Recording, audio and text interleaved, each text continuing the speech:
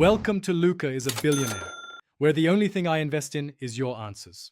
Shut off the boiler and isolate the manifold before venting any loops. Close the room thermostats and turn the pump off at the controller. Gather a bleed key, hose, bucket, pressure gauge, and clean towels for spills.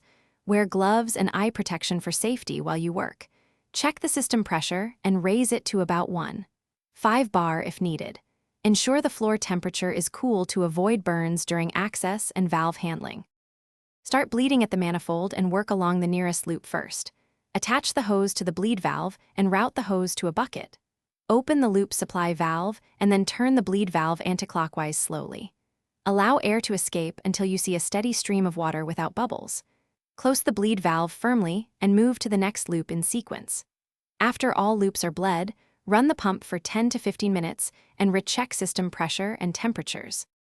If air repeatedly returns after bleeding, install automatic vents on manifolds and high points.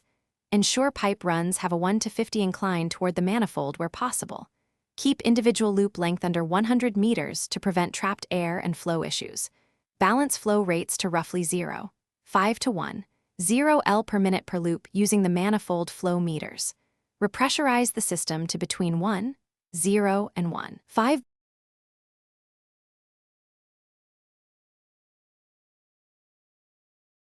Thanks for watching and please subscribe. It's the best investment you'll ever make.